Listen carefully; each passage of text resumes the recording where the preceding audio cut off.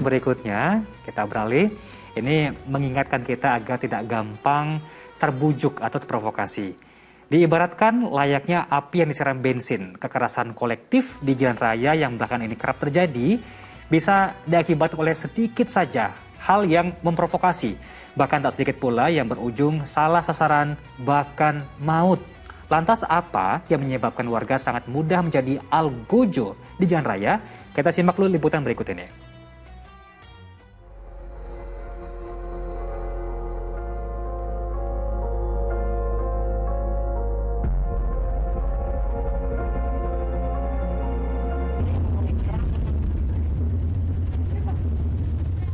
Para penumpang di mobil ini bisa saja bernasib buruk jika mereka panik saat dituding tabrak lari oleh pria ini. Namun tuduhan itu bisa dipatahkan. Aduh, tadi lari, sekarang begitu. Dan untungnya masyarakat juga tak termakan provokasi ini. Dia bilang bohong-bohong. Nggak, bohong itu. Untuk mobil. Saya minta pertanggungjawaban katanya. Saya tabrak. Patah katanya. Batu, nah teman saya dibilangin modus gitu Pak. Oh gitu. Tapi sebenarnya dia ketabrak enggak?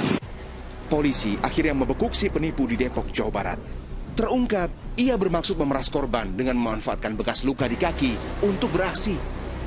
Yang bersangkutan memang sengaja untuk melakukan pemerasan ataupun pura-pura terinjak karena adalah butuh uang untuk membeli obat-obatan di rumah sakit ketergantungan tersebut. Karena yang bersangkutan setelah kita periksa memang lagi melaksanakan terapi. Ketenangan penumpang dan warga menjadi kunci kasus ini tak meluas jadi amuk massa.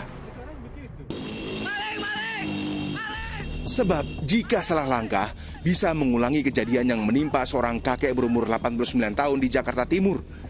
Masa yang terprovokasi tuduhan maling justru mengejar mobil korban dan menganiayanya hingga tewas.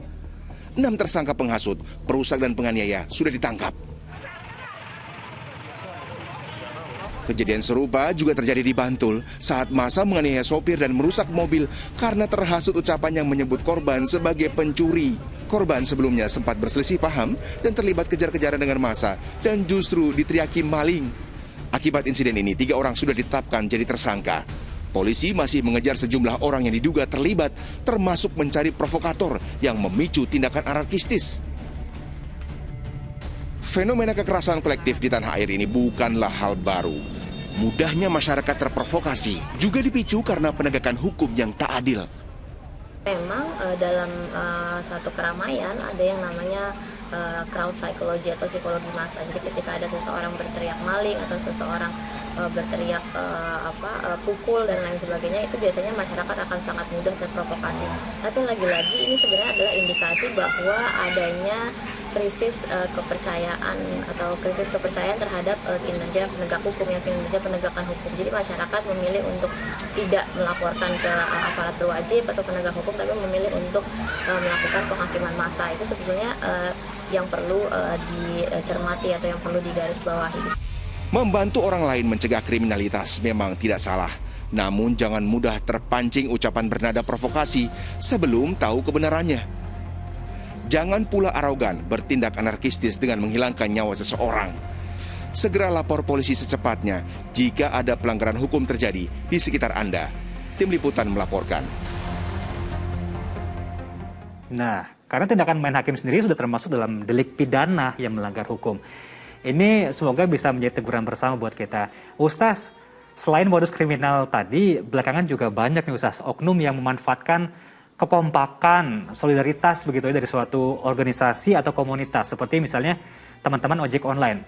Nah, ada beberapa yang memang harus dibela oleh temannya, tapi kadang juga tidak sedikit kita tanpa sadar ikut membela teman yang belum tentu ia dalam posisi benar. Hingga akhirnya ikut menghanyutkan kita dalam perbuatan yang salah. Lalu kita ingin tahu Ustaz, apa pandangan Ustaz mengenai provokasi yang dilakukan oleh sebagian orang ini demi kepentingan pribadinya? Ya, dalam agama provokasi tentu tidak dibenarkan, apalagi menyangkut hukum, menyangkut nasib orang gitu ya. Karena itu hampir semua lah, bukan hampir semua persoalan hukum itu harus jelas dulu statusnya, baru kemudian dijatuhkan sanksi. Ini kalau seperti tadi orang sekedar teriak maling gitu, kemudian lalu orang yang lain-lain terprovokasi, ada baiknya barangkali memang itu maling beneran dan memang perlu ditangkap gitu, karena tidak ada keamanan, tidak ada satpam, tidak ada polisi barangkali, boleh begitu. Tetapi ketika sudah tertangkap, jangan dianiaya. Dia harus tetap diposisikan sebagai orang yang belum terbukti salah gitu. Kan dalam hukum kan semua kita tahu ada prinsip tidak bersalah sampai terbukti salah. Itu dalam Islam juga begitu. Semua orang itu harus diposisikan dalam posisi yang tidak bersalah sampai terbukti dia salah. Baru kemudian dihukum sesuai ketentuan gitu. Nah, kalau bayangkan umpamanya gara-gara provokasi semacam ini sudah ada korban jiwa, ada korban luka-luka dan segala macam-macam lah. Itu saya kira kan merugikan orang lain gitu. Dan ini dosanya sangat besar, apalagi kalau sudah menghilangkan nyawa. Karena di dalam Islam menghilangkan nyawa itu satu saja, kita menghilangkan nyawa itu disamakan dengan menghilangkan nyawa seluruh umat manusia di dunia. Bukan main-main, itu dosanya besar sekali.